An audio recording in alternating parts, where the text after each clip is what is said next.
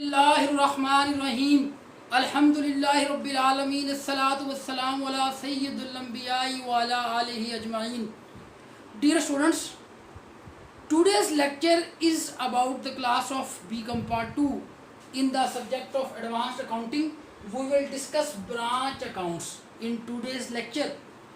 Branch account is very important topic of Advanced Accounting, and it is also important topic with respect of your examination and with respect of your learning. So we discuss all the issues relevant with the branch, what we mean by branch, why we maintain the record of branch or branch accounts, what are the needs for due to which we maintain the record of branch, and next the way the transactions between the branch and its head office, and last one the accounting treatment or how we prepare the branch accounts in the books of head office. Basically the branch means if business is a larger scale and there is a need to spread out the business parts into different parts of the location, into different you may say localities, into different areas. For example, we have a business and there is a need to open a branch account at another city, and again there is a need to open the branch in another city. For example, we have a business at Sahiwal, we open a branch at Lahore, we open the branch at Multan, we open the branch at you may say Bahawalpur, we open the branch at Ukara, we open the branch at you may say Faisalabad, we open the branch at Sargoda, we open the branch at you may say Miawali.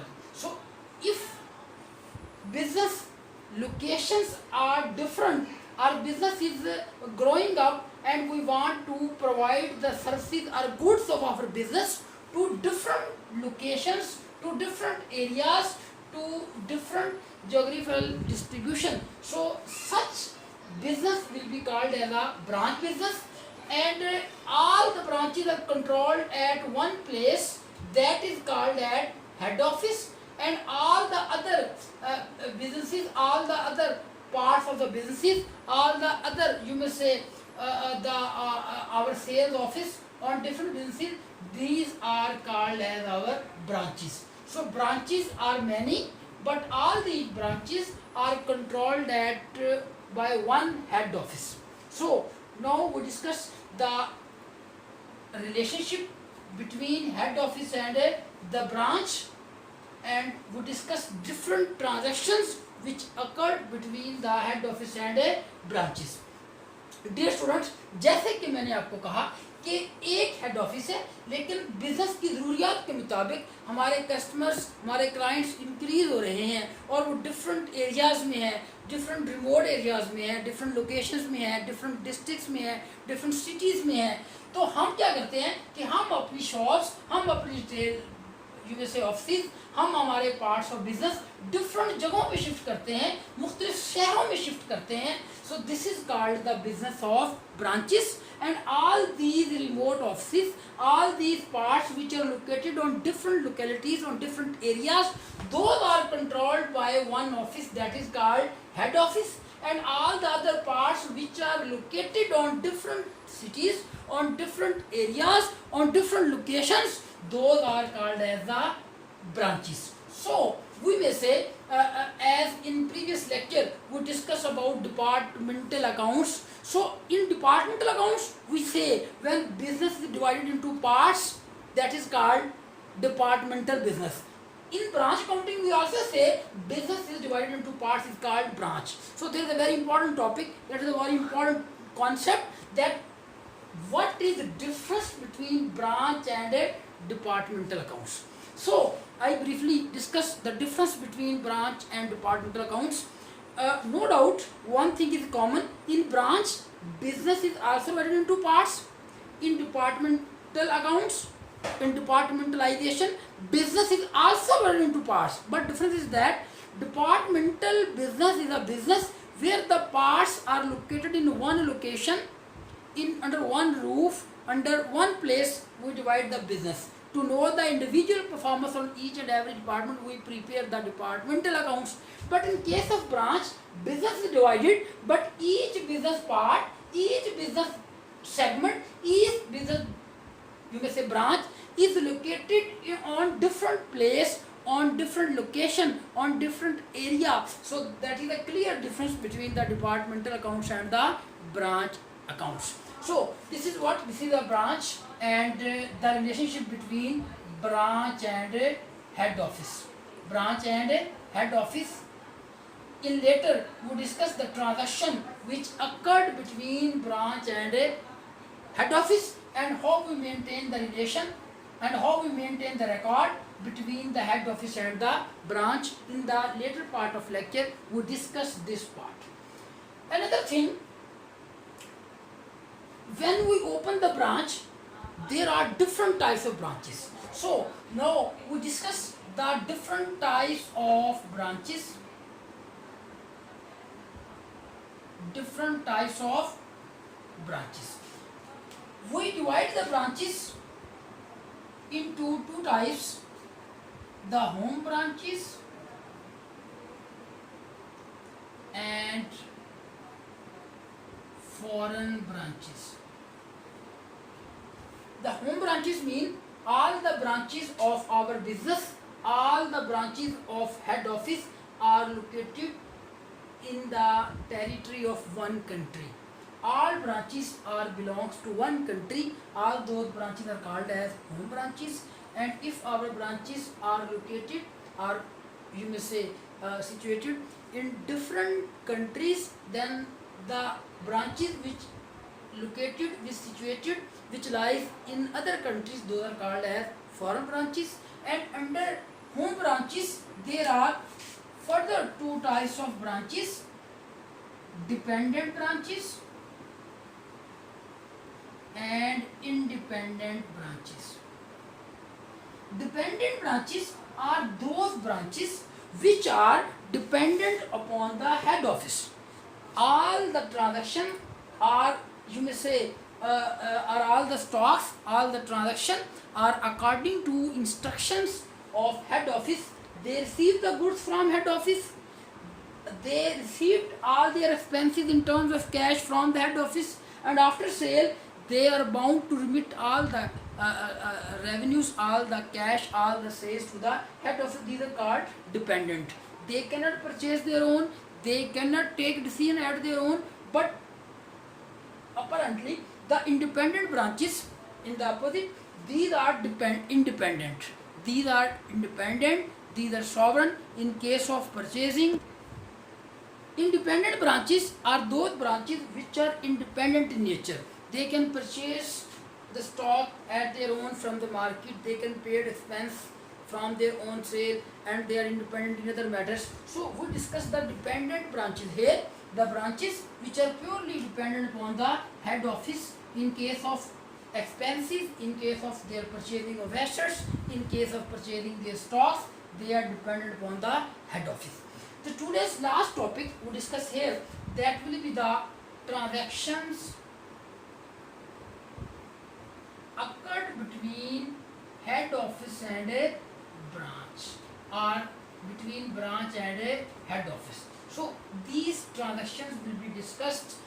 Then we discuss the entries for these transactions, and finally we prepare the branch accounts, or different three methods to record the transactions of branch. We discuss it later.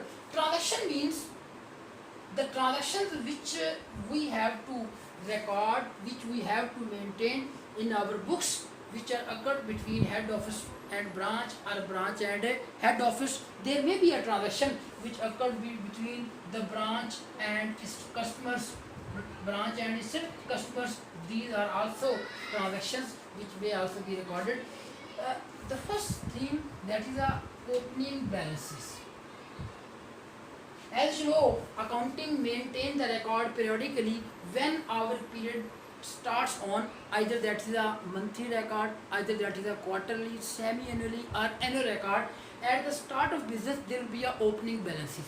That may be in terms of opening assets, and there may be a in terms of opening liabilities. So there will be a opening balance, and during the period, during that year, during that month, there will be a goods sent to the branch by head office.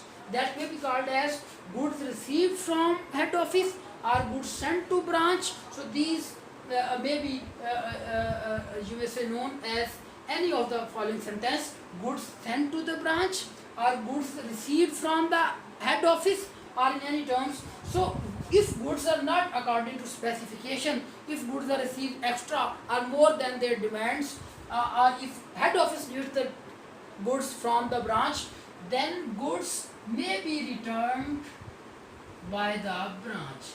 Goods returned by branch. If goods are not specification, if goods are faulty in nature, if head office needs those goods, or if goods are more than the demands of the branch, then these goods may be returned by the branch to the head office. So then at the branch there may be a sales. Sales may be by the branch a cash sales. Sales may be at the branch as a credit sales.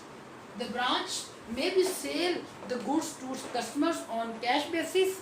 That will be called as cash sales, and sales may be made by the branch to the customers on credit basis. That will be called as a credit sale. If there is a cash sale, we receive the cash and it's okay. But in case goods are sold on credit basis, then there will be a debtors, then there may be a discounts, then there may be a bad debts, and then may be a sales returns, or there may be some any other issues regarding the credit sale which are made by the branch towards customers. And then after making the sales, all the cash received from branch, cash received from branch, which is the cash received by the head office from the branch.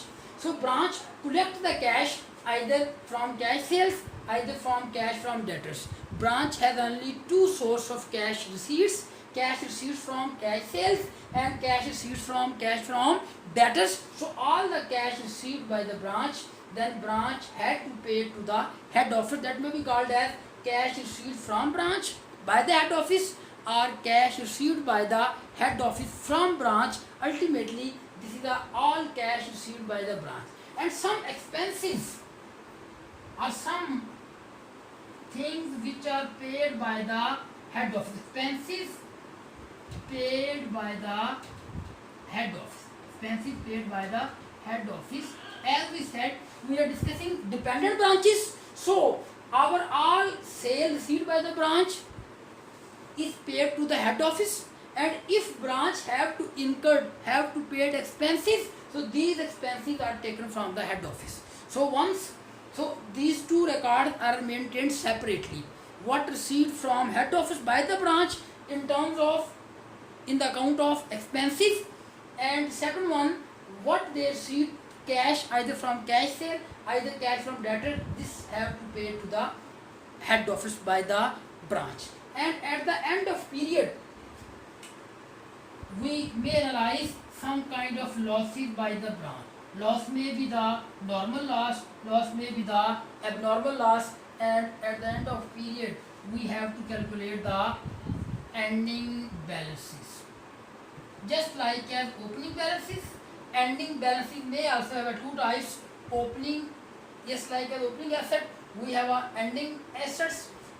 As like opening liabilities, we have a ending liabilities, and after ending balances, we calculate the profit and loss of the branch. So these are the transactions which lies between the head office and the branch.